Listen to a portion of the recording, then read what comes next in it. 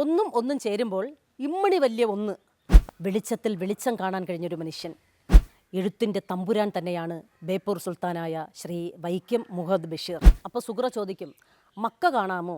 അപ്പോൾ മജീദ് പറയും, മക്കയും കാണാം, മദീനയും കാണാം. പണത്തിനു വേണ്ടിയും അധികാരത്തിനു വേണ്ടിയും ഒക്കെ പരക്കം പായുന്ന ഒരുപാട് സാഹിത്യകാരന്മാരും എഴുത്തുകാരുമൊക്കെയുണ്ട്. പല എഴുത്തുകാരെയും ലിംഗത്തിൻ്റെയും ജാതിയുടെയും ഒക്കെ പേരിൽ അവർക്ക് അർഹമായ പദവികൾ കൊടുക്കാതിരിക്കുന്നുണ്ട്. പ്രപഞ്ച സൃഷ്ടാവായ ഈശ്വരൻ സൃഷ്ടിച്ച ഈ പ്രപഞ്ചത്തിൽ പുല്ലിനും പുഴുവിനും ഉറുമ്പിനും കൊതുകിനും എല്ലാം ജീവിക്കുവാൻ ഇടമുണ്ടായിരിക്കണം. ബാല്യകാല സഖിക്ക് അവതാരിക എഴുതിയ എംപു ഇപ്പോൾ പറഞ്ഞത് വാക്കുകളിൽ രക്തം പുരണ്ടിരിക്കുന്ന നോവൽ എന്നാണ്.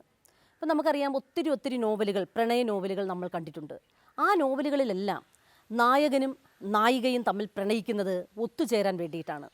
അവരുടെ ഒത്തുചേരലിൽ ആ നോവൽ അവസാനിക്കുന്ന തരത്തിലാണ് എല്ലാ പ്രണയ നോവലുകളുടെയും കെട്ടും മട്ടും.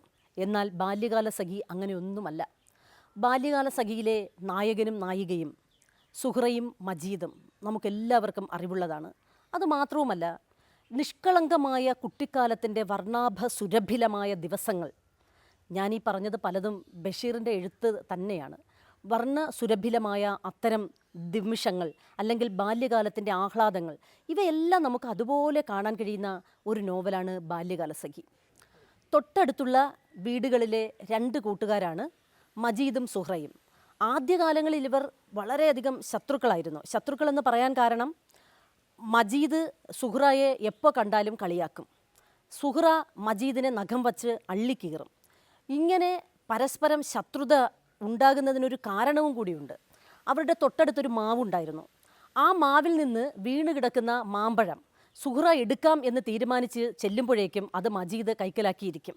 അതുപോലെ മജീദിന് മാവിൽ കയറാനറിയാം. സുഹ്റയെ ഏറ്റവും കൂടുതൽ അസൂയപ്പെടുത്തിയിരുന്ന മജീദിൻ്റെ ഒരു കഴിവാണ് ഈ മാവിൽ കയറ്റം. മജീദ് മാവിൻ്റെ തുഞ്ചത്ത് കയറി നിന്ന് പറയും, എനിക്ക് ഇവിടെ നിന്നാൽ എൻ്റെ ഒരു വലിയൊരു സാമ്രാജ്യം കാണാം. അപ്പോൾ സുഹ്റ ചോദിക്കും, മക്ക കാണാമോ? അപ്പോൾ മജീദ് പറയും, മക്കയും കാണാം, മദീനയും കാണാം. എന്നിട്ട് പറയും, ഇതിനേക്കാളും പൊക്കത്തിൽ ഞാനൊരു വീട് വയ്ക്കും, ആ വീട്ടിൽ എനിക്കൊരു ബീവി ഉണ്ടായിരിക്കും. അപ്പോൾ സുഹ്റ ചോദിക്കും, ആ ബീവിയുടെ പേരെന്താണ്? അപ്പോൾ ഒരിക്കലും മജീദ് പറയുകയില്ല. അതുപോലെ ഇവളെ എപ്പോഴും ഇരട്ടപ്പേരിട്ട് വിളിക്കുകയും ഒക്കെ ചെയ്യുമ്പോൾ മജീദിനെ അവളുടെ നീണ്ട നഖങ്ങൾ കൊണ്ട് അവൾ അള്ളിക്കീറും. മജീദിന് ഏറ്റവും കൂടുതൽ പേടിയുള്ളത് സുഹ്റയുടെ നഖങ്ങളെയാണ്. ഇങ്ങനെ പരസ്പരം വഴക്കടിച്ചും സ്നേഹിച്ചും ഒക്കെ കഴിഞ്ഞിരുന്ന രണ്ട് കുഞ്ഞുങ്ങൾ.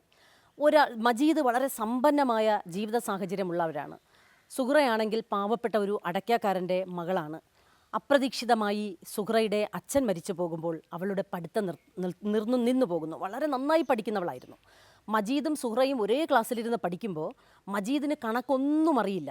അപ്പോൾ സുഹ്റയാണ് മജീദിന് കണക്ക് കാണിച്ചു കൊടുക്കുന്നത്. അതിലാണ് ആ ഒരു വാചകം നമ്മളെല്ലാവരും കേട്ടിട്ടുണ്ട്, ഒന്നും എത്രയാ മജീദേ എന്ന് മജീദിൻ്റെ അധ്യാപകൻ ചോദിക്കുമ്പോൾ മജീദ് ആകെ അങ്ങ് പരവേശപ്പെടും.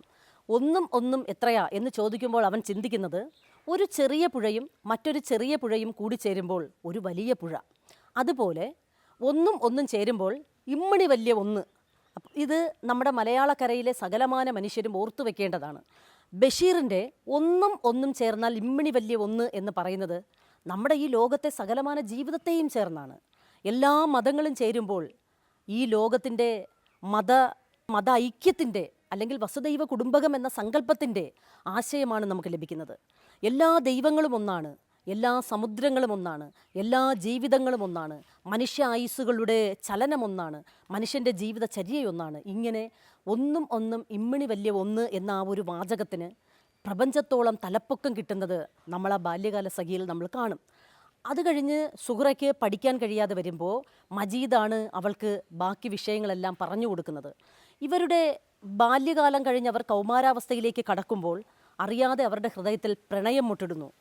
മജീദിന് എന്തെങ്കിലും അസുഖം വന്നാൽ സുഹ്റ ഒന്ന് തൊട്ടാൽ മതി.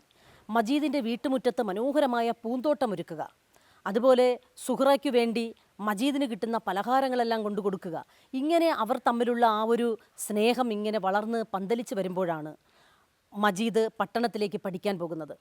പഠിച്ച് നല്ല ചുറുചുറുക്കുള്ള ചെറുപ്പക്കാരനായി മജീദ് വരുമ്പോൾ മജീദിൻ്റെ അച്ഛൻ്റെ ചില സ്വഭാവങ്ങളൊന്നും മജീദിന് സഹിക്കാൻ കഴിയുന്നില്ല.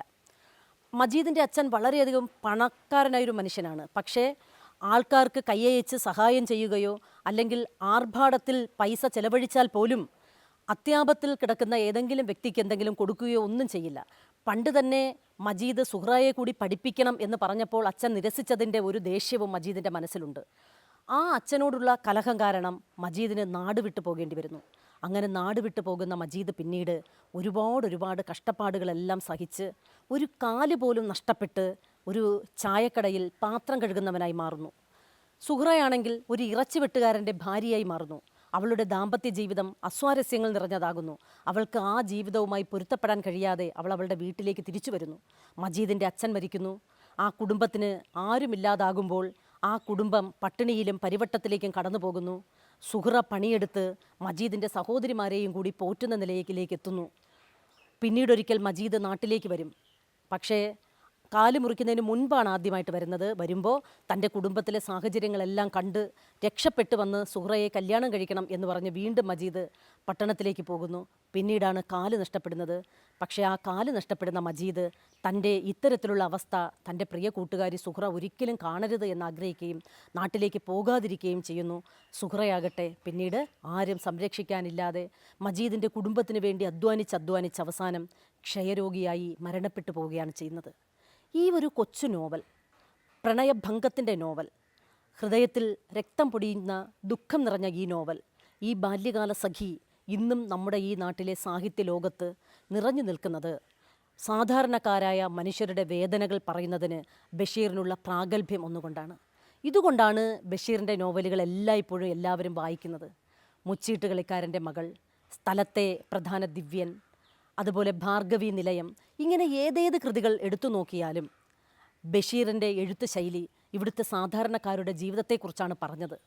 നമ്മുടെ ഈ നാട്ടിൽ ഹൈന്ദവരും ഇസ്ലാമികളും എന്ന ഭേദഭാവം ഒരിക്കലും ഉണ്ടാകരുത് എന്ന് വിശ്വസിച്ച മനുഷ്യൻ, നമ്മുടെ ഇവിടുത്തെ ജാതീയവും മതപരവുമായ സർവ്വ വ്യത്യാസങ്ങളും ഇല്ലാതെയാകണം എന്ന് വിശ്വസിച്ച എഴുത്തുകാരൻ, നേരത്തെ ഞാൻ പറഞ്ഞതുപോലെ വെളിച്ചത്തിൽ വെളിച്ചം കാണാൻ കഴിഞ്ഞൊരു മനുഷ്യൻ, ഒന്നിലും ഇമ്മിണി വലിയ ഒന്ന് കാണാൻ ശ്രമിച്ച മനുഷ്യൻ, ഇങ്ങനെ അനശ്വരമായ സാഹിത്യ ലോകത്ത് നിറഞ്ഞു നിൽക്കുന്ന ബഷീറിൻ്റെ എഴുത്തുകൾക്ക് എക്കാലവും കാലിക പ്രസക്തി ഉണ്ട് എന്നുള്ളതിന് യാതൊരു സംശയവുമില്ല. ബഷീറിൻ്റെ ഏറ്റവും പ്രധാനപ്പെട്ട ചിന്താശൈലി എന്തെന്ന് വെച്ചാൽ, ഈ ലോകത്തുള്ള മനുഷ്യരെല്ലാം ഒന്നാണ്. ഭൂമിയുടെ അവകാശികൾ എന്ന അദ്ദേഹത്തിൻ്റെ കൃതിയിൽ അദ്ദേഹം പറയുന്നു, പ്രപഞ്ച സൃഷ്ടാവായ ഈശ്വരൻ സൃഷ്ടിച്ച ഈ പ്രപഞ്ചത്തിൽ പുല്ലിനും പുഴുവിനും ഉറുമ്പിനും കൊതുകിനും എല്ലാം ജീവിക്കുവാൻ ഇടമുണ്ടായിരിക്കണം. ഇവരെ എല്ലാം ഒരുമിപ്പിച്ച് ചേർത്താൽ മാത്രമേ മനുഷ്യനെ ഈ പ്രപഞ്ചത്തിൽ ജീവിക്കുവാൻ കഴിയൂ. ഇതിലപ്പുറം നമ്മുടെ ഇക്കോസിസ്റ്റത്തിന് വേണ്ടിയുള്ളൊരു വാദം എങ്ങനെയാണ് സാഹിത്യകാരന്മാർ ഉയർത്തിക്കൊണ്ടുവരിക? ബഷീറിൻ്റെ ജീവിതം നമ്മളെപ്പോലെ സാധാരണക്കാരായ മനുഷ്യർക്ക് അനുകരിക്കാൻ കഴിയുന്നൊരു ജീവിതമായിരുന്നു. വിശപ്പറിയുന്ന, തൊഴിലില്ലായ്മ അറിയുന്ന സൂഫി സന്യാസിമാരുടെയും അതുപോലെ തന്നെ സന്യാസിമാരുടെയും ഒപ്പം ജീവിച്ച ഒരു ജീവിതം. നമ്മുടെ എല്ലാം ഇടയിൽ നിന്ന് നടന്നുപോയ ഒരു മനുഷ്യനായിരുന്നു വൈക്കം മുഹമ്മദ് ബഷീർ. 50-ാം വയസ്സിലാണ് അദ്ദേഹം വിവാഹം കഴിക്കുന്നത്. സ്വന്തം അമ്മയെയും സഹോദരിമാരെയും ഭാര്യയെയും വരെ കഥാപാത്രങ്ങളാക്കുവാൻ തൻ്റെ ഇടം കാണിച്ച മനുഷ്യൻ, എന്തും പറയുന്നതിന് യാതൊരു ഭയവുമില്ലാതിരുന്ന മനുഷ്യൻ, MD വാസുദേവൻ നായരെ പോലുള്ള അനശ്വരനായ എഴുത്തുകാരനെ നൂലൻ എന്ന് വിളിക്കുന്നതിന് യാതൊരു മടിയുമില്ലാതിരുന്ന ബഷീർ, ബേപ്പൂർ സുൽത്താൻ എന്ന് നമ്മുടെ ഈ സാഹിത്യ ലോകവും സാംസ്കാരിക ലോകവും വാഴ്ത്തുമ്പോൾ ബഷീറിൻ്റെ കൃതികൾ എക്കാലവും നിലനിൽക്കും എന്നുള്ളത് കൊണ്ട് തന്നെയാണ് ആ കൃതികളോടൊപ്പം ബഷീറും എല്ലായ്പ്പോഴും വായിക്കപ്പെടുന്നത്. അത്തരത്തിൽ നമ്മളൊന്ന് ചിന്തിക്കുമ്പോൾ ബഷീറിൻ്റെ ഏതൊരു കൃതിയും സമകാലിക പ്രസക്തിയോടെ നിലനിൽക്കുകയാണ്. മലയാള സാഹിത്യത്തെയും അതുപോലെ തന്നെ ഈ മലയാള നാടിനെയും ഏറ്റവും കൂടുതൽ സ്നേഹിച്ച മനുഷ്യൻ, MDയെ പോലുള്ള അതുല്യരായ എഴുത്തുകാരെ നൂലൻ എന്ന് വിളിക്കുവാൻ പോലും അടുപ്പമുണ്ടായിരുന്ന ബഷീർ, നമ്മുടെ ഈ മലയാളക്കരയിൽ കുട്ടികൾ ഉൾപ്പെടെയുള്ള സകലമാന മനുഷ്യരും എക്കാലവും വായിക്കേണ്ടതും അനുകരിക്കുകയും ചെയ്യേണ്ടത് ഇത്തരത്തിലുള്ള സാഹിത്യ നായകന്മാരുടെ പുസ്തകങ്ങളെയാണ്. നമുക്ക് തന്നെ അറിയാം, ഈ കേരളത്തിൽ നമ്മളിന്ന് ഒരുപാട് വൈരുദ്ധ്യങ്ങൾ നമ്മൾ കണ്ട് മനസ്സിലാക്കി പോകുന്നുണ്ട്. നിത്യേന പത്രങ്ങൾ എടുത്തു നോക്കുമ്പോഴും അതുപോലെ തന്നെ ദൃശ്യമാധ്യമങ്ങളിലുമെല്ലാം ഭാഷയും അതുപോലെ തന്നെ നമ്മുടെ സാംസ്കാരികതയും എല്ലാം വെല്ലുവിളിക്കപ്പെടുകയാണ്. ഇവിടെ പണത്തിനു വേണ്ടിയും അധികാരത്തിനു വേണ്ടിയും ഒക്കെ പരക്കം പായുന്ന ഒരുപാട് സാഹിത്യകാരന്മാരും എഴുത്തുകാരുമൊക്കെ ഉണ്ട്. കേരള സാഹിത്യ അക്കാദമി അവാർഡും പത്മശ്രീയും കേന്ദ്ര സാഹിത്യ അക്കാദമി അവാർഡും ഒക്കെ വൈക്കം മുഹമ്മദ് ബഷീറിനെ തേടി ചെന്നിട്ടുണ്ട്. പക്ഷെ നമ്മളൊരു കാര്യം ഓർക്കണം, നമ്മുടെ ഈ മലയാളക്കര എഴുത്തിൽ പോലും ജാതീയമായ ഒരുപാട് വ്യത്യാസങ്ങൾ സൂക്ഷിച്ചു വയ്ക്കുന്നുണ്ട്. പല എഴുത്തുകാരെയും ലിംഗത്തിൻ്റെയും അതുപോലെ തന്നെ അവരുടെ ജാതിയുടെയും ഒക്കെ പേരിൽ അവർക്ക് അർഹമായ പദവികൾ കൊടുക്കാതിരിക്കുന്നുണ്ട്. മാധവിക്കുട്ടിയെ പോലുള്ള എഴുത്തുകാരിക്ക് നമ്മുടെ ഈ കേരളക്കര കൊടുത്ത സ്ഥാനം എന്താണ് എന്ന് നമുക്കെല്ലാവർക്കും അറിയാം. ഒരർത്ഥത്തിൽ പറഞ്ഞാൽ നോബൽ സമ്മാനം പോലും നേടി എടുക്കാൻ പ്രാപ്തമായ രീതിയിൽ രചനകൾ നടത്തിയ ആളാണ് വൈക്കം മുഹമ്മദ് ബഷീർ. അദ്ദേഹത്തിൻ്റെ കൃതികൾ മലയാളികളും മലയാളക്കരയും നിലനിൽക്കുന്ന കാലത്തോളം നിലനിൽക്കും. നമ്മൾ എത്രമാത്രം വായിച്ചാലും അർത്ഥം ഊറി വരുന്ന, ഹൃദയത്തിനുള്ളിൽ ചേർത്ത് പിടിക്കുവാൻ കഴിയുന്ന എഴുത്തിൻ്റെ തമ്പുരാൻ തന്നെയാണ് ബേപ്പൂർ സുൽത്താനായ ശ്രീ വൈക്കം മുഹമ്മദ് ബഷീർ. അദ്ദേഹത്തിൻ്റെ എഴുത്തുകൾ പരിചയപ്പെടുകയും അദ്ദേഹത്തിൻ്റെ കൃതികളിലെ മതേതരത്വം നമ്മൾ പിന്തുടരുകയും ഒക്കെ ചെയ്താൽ എഴുത്ത്, സാഹിത്യം ഇവയെല്ലാം നമ്മുടെ ഈ മനുഷ്യനെ എത്രമാത്രം പുരോഗമിപ്പിക്കും എന്നതിന് മറ്റൊരു തെളിവ് വേണ്ട. അനശ്വരമായ ജീവിതം അനശ്വരമാക്കി തീർത്ത ശ്രീ വൈക്കം മുഹമ്മദ് ബഷീർ എക്കാലവും അദ്ദേഹത്തിൻ്റെ കൃതികളോടൊപ്പം നമ്മൾ ഓരോരുത്തരുടെയും ഇടയിൽ ജീവിക്കും എന്ന കാര്യത്തിൽ യാതൊരു സംശയവുമില്ല. അദ്ദേഹത്തിൻ്റെ സാഹിത്യ ലോകത്തെക്കുറിച്ച് വളരെ കുറച്ച് കാര്യങ്ങൾ മാത്രമേ ഞാൻ നിങ്ങളോട് പറഞ്ഞുള്ളൂ. അതെല്ലാം സശ്രദ്ധം കേട്ട കണ്ട നിങ്ങൾക്ക് ഏവർക്കും സ്നേഹത്തോടെ നന്ദി.